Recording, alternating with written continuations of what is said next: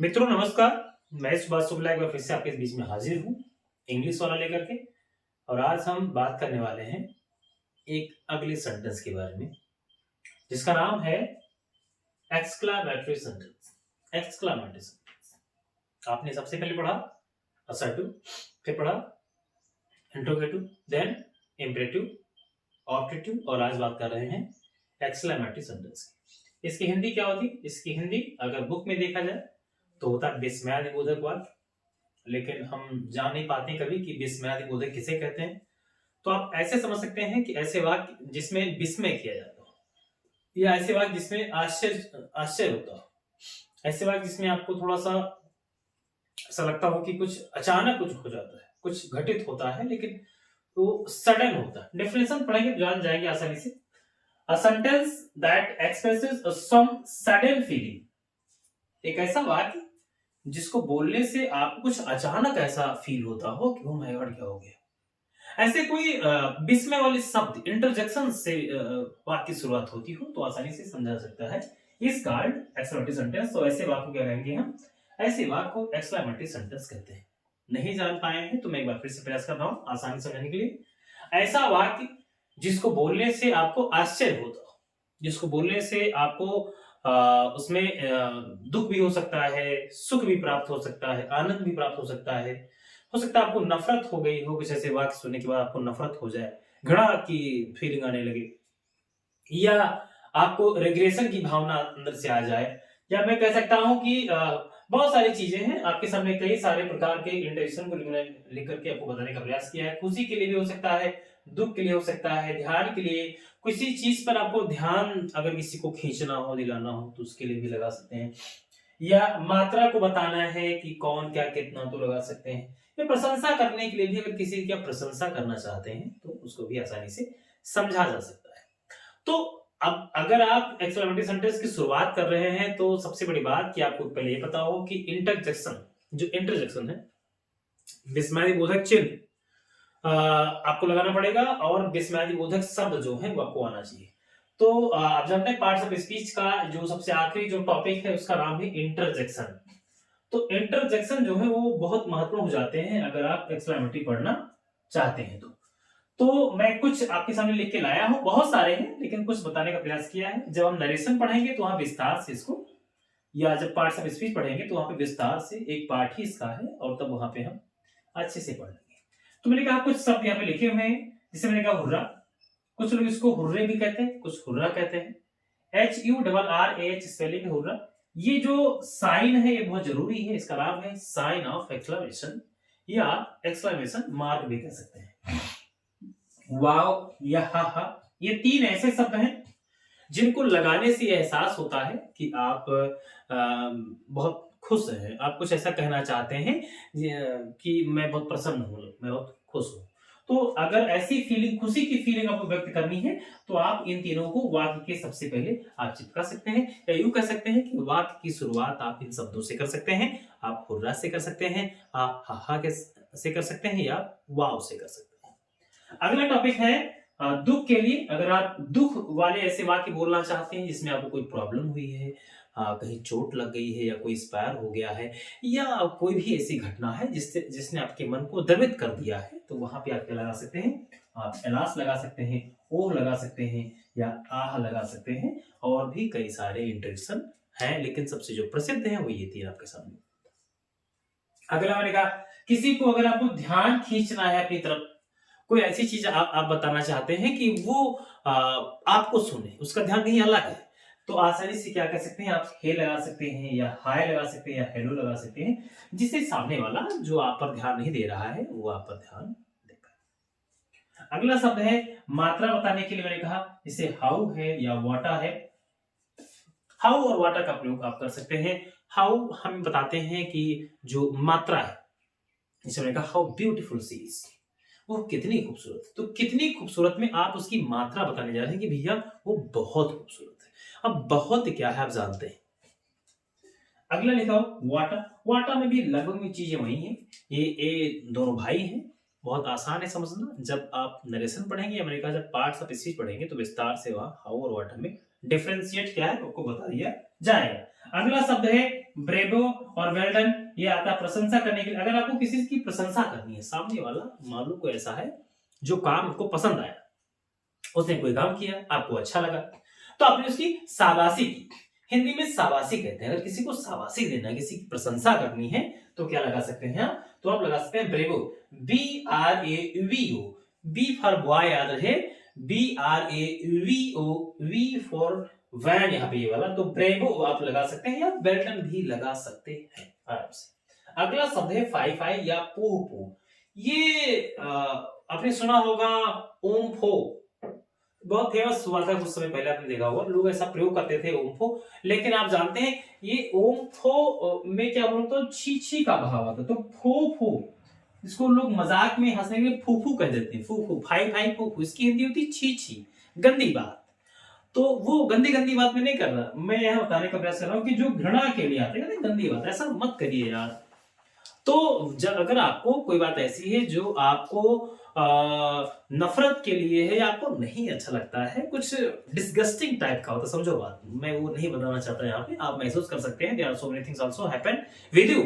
बहुत सारी चीजें हैं जो आपके सामने हुई होंगी, आपके साथ हुई होंगी। तो भाई साहब अगर आप फाई फाई या फूफू का प्रयोग कर रहे हैं तो आप नफरत के लिए, घृणा के लिए, खासकर घृणा जिससे आपको आपको असहज कर दे, जो आपको थोड़ा समझ में ना आए, उसको हम कहते हैं, क्या कहते हैं? फाई फाई और फूफू। तो इससे भी आप वाक्य की शुरुआत कर सकते हैं।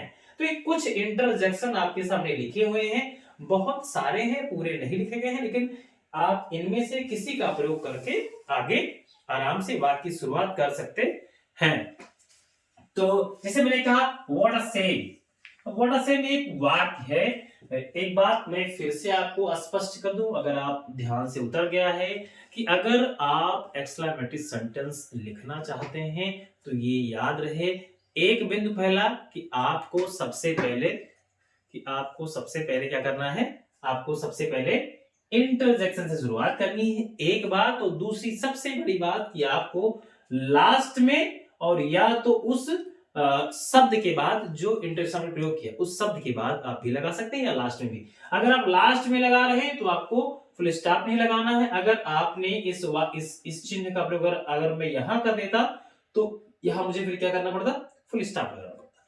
तो सॉरी फॉर दैट। तो ये आपको डिसीजन लेना है कि आप यहां लगाना पसंद करेंगे या यहां लगाना पसंद करेंगे। बेस्ट होता है कि आप उस शब्द के तत्काल या तुरंत बाद लगाएं। तो शायद आप मेरी बात समझ पाए होंगे। तो मैंने आपके सामने एग्जाम्पल भी लिखने का प्रयास किया। मैंने कहा व्हाट अ सेम, सेम की मतलब होता है जब हम किसी से नफरत करते हैं, कि तुम्हें यार कम से कम क्या बात करते हो, ऐसी ऐसी बात नहीं करनी चाहिए, तो वहां पे आप सेम का प्रयोग कर सकते हैं। सेम इस होता है चीची। मैंने कहा ओ, ये भी एक प्रकार का इंटरजेक्शन है। देखो ओ सी इज डेड, ये दुख के लिए था वो, याद है मैंने यहाँ पे ओ एच किया होगा, ओ डबल एच भी होता है, ठीक है, ओ डबल एच भी होता है। तो कोई जरूरी नहीं है कि आप ओ हाय। आपने देखो आज के डेट में एक जैसे एक प्रकार की परंपरा सी हो गई है कि लोग लॉन्ग टर्म तक उसको बोलना पसंद करते हैं। वाव, वाव में बहुत सारे डब्ल्यू लगा दिए, हाय, हे, ये सब स्टाइल, लेकिन ऐसा प्रयास ना करें। This is wrong, this is wrong, ये अच्छी बात नहीं है। तो आप ओ से काम चला सकते हैं, लेकिन अब कुछ लोग ओ लगाते हैं तो नो प्रॉब्लम आई थिंक। हाँ, अगला है how cold the night is. तो देखो इसमें देखो हाउ मैंने यहाँ पे यूज किया और मैंने साइन ऑफ एक्सक्लेमेशन यहाँ पे लगाया। तो कोई जरूरी नहीं था वहां पे लगाना, आप यहाँ भी लगा सकते थे, लेकिन मैंने कहा लास्ट में लगाना भी अच्छा होता है यदि आप दोहरा कार्य नहीं करना चाहते। हाँ, अगर आप फुल स्टॉप से आपको प्रेम है, फुल स्टॉप भी लगाना चाहते हैं, तो आप साइन ऑफ एक्सक्लेमेशन इंटरजेक्शन के तुरंत बाद लगा करके लास्ट में फुल स्टॉप लगा सकते हैं। जैसे मैंने आगे सर कहीं बताया है, यहाँ पे लिखा हुआ अगला है what a liar you are. कितने झूठे हो, कहते हैं कितने झूठ बोलते हैं यार, इतना झूठ तो नहीं है बोलो भाई, इतना नहीं अच्छा लगता ना। अगला है alas I am ruined. Alas, अब अलास का प्रयोग आपके सामने आ गया। I am ruined, ruined means होता है बर्बाद होना। मान लो किसी का घर लूट गया हो, किसी का एक ही लड़का हो और एक्सपायर हो गया हो, तो सोचो आप कितना दर्दनाक होता होगा। वहां पे आप ऐसे भावों को व्यक्त कर सकते हैं, वैसे कोई व्यक्त नहीं करता, वो वैसे परेशान रहता है, लेकिन लोग कहते हैं या अगर आप बहुत प्रसन्न हैं, मान लो hurrah we have won the match. Match के बहुत सारे एग्जाम्पल होते हैं, क्योंकि आप जानते हैं हम भारतीय क्रिकेट से बड़ा प्रेम करते हैं, लेकिन यहाँ मैच का तात्पर्य केवल क्रिकेट से नहीं है, बहुत सारे मैच हैं। तो आप यहाँ पे सीरीज भी लगा सकते हैं, आप यहाँ पे हो सकता है कोई जॉब मिल गई हो तो आप वहां भी कह सकते हैं कि hurrah we have got a job. तो कोई दिक्कत नहीं है, आप कोई भी शब्द लगाएं, नो प्रॉब्लम। एटा इंपॉर्टेंट ये है कि जो हुर्रा है वो प्रसन्नता के लिए आता है, खुशी के लिए आता है। जब आप आनंदित हो किसी बात को लेकर के तो आप हुर्रा लगा सकते हैं। वेल डन, वेल डन लगा। आई एम हैप्पी, अब आई एम हैप्पी मींस मैं बहुत खुश हूं। सपोज आपने कोई अच्छा काम किया तो फिर मैंने आपसे कहा कि well done, I am very happy.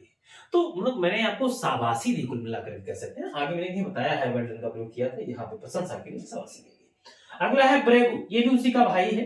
ये वेल डन और ब्रेवो साथ ही रहते हैं, मतलब एक साथ नहीं लगा सकते, किसी एक को लगा सकते हो। मैंने कहा you played well, you played well, जैसे मैंने कोहली से कहा था कि ब्रेवो यू प्लेड वेल, लेकिन आप जानते हैं अकेले कोहली क्या कर लेते हैं। खैर अगला वाक्य है ओ यू आर। अब ओह जो आया है यहाँ पे, ये देखो वास्तव में ये दुख के लिए, दुख के लिए ओ। लेकिन सपोज कि आप कहीं कोई एक्शन करने जा रहे हैं, अचानक वो आदमी आ गया जिसकी आपने कल्पना नहीं की थी, तो आप कहते अरे आप आप आ गए, अच्छा। तो क्या होता है, इंसान फिर भागता है वहां। सपोज करो कि आप कोई ऐसा एक्शन करने जा रहे हैं और आपके पापा आ जाते हैं, और फिर आंख खुली रह जाती है, फिर आप भागते हैं और डर लगता है कि अब घर पे ठीक ठाक से धुनाई होने वाली है। खैर ये था इंटरजेक्शन, और उसका एक जो इंपॉर्टेंट जो सेगमेंट था, वाक्य जो इंपॉर्टेंट थे, एक्सक्लेमेटरी सेंटेंस, मैंने आपको ईमानदारी से बताने का पूरा प्रयास किया है। अगर आपके समझ में नहीं आया है तो निराश नहीं होना है, आपको फिर से वीडियो को शुरू में ले जाना है बैक करके, और वहां से फिर से धीरे धीरे स्लो मोशन में देखिए। एक बार देखिए, दो बार देखिए, तीन बार देखिए। नहीं जान पा रहे हैं तो मेरा नंबर आपके सामने है, आप मिला सकते हैं 630 605 72 47, और आप तुरंत पूछ सकते हैं कि सर मुझे ये वाली बताइए। हाँ एक बात और कि अगर आपको कोई सूचना देना है, मैं चाहता हूं अपने जो आपके विचार है वो आप व्यक्त करते रहें। अगर वीडियो अच्छा लगता है तो कमेंट के माध्यम से बताने का प्रयास करें कि मैं ऐसा और क्या करूं जिससे और अच्छा हो और प्रभावशाली हो। आपकी अगर बात समझ में नहीं आ रही तो भी आप पूछ सकते हैं, और ये भी जरूर बताएं कि आप कहां से वॉच कर रहे हैं, आप कहां से देख रहे हैं। मैं निरंतर आपके साथ जुड़ा रहूंगा। एक दिन थोड़ा लेट हो गया है, सॉरी फॉर दैट, कुछ प्रॉब्लम थी, उसके लिए मैं आपसे क्षमा चाहता हूं। तो आप ऐसे पढ़ते रहिए, और मैं आपका साथ छोड़ने वाला नहीं हूं। ऐसा हो सकता है कभी कि किसी कोई ऐसी कोई मानवीय दशा आ जाए कि मैं एक दो दिन लेट हो जाऊं, ये हो सकता है, लेकिन देर ज्यादा नहीं होगी और मैं आपसे जुड़ा रहूंगा। तो आते हैं फिर से एक बार मोटा मोटा देख लेते हैं। मैंने कहा सेंटेंस पढ़ रहे हैं, ये ऐसे वाक्य होते हैं जिसमें विस्मय होता है, इसमें आश्चर्य होता है। आश्चर्य के लिए आपको सबसे पहले इंटरजेक्शन लगाने होते हैं, बहुत सारे इंटरजेक्शन हैं, अलग से एक लेसन है, लाऊंगा, विस्तार से पढ़ाऊंगा, कुछ एग्जांपल आपको देने का प्रयास किया है। समझ में अगर नहीं आया है तो फिर से रिवाइज करें, विश्वास करें समझ में आ जाएगा। Any doubt, maybe no doubt. तो मिलते हैं आपसे फिर से अगले वीडियो में, तब तक के लिए अपना ख्याल रखिए, अपनों का ख्याल रखिए। जय हिंद, जय भारत।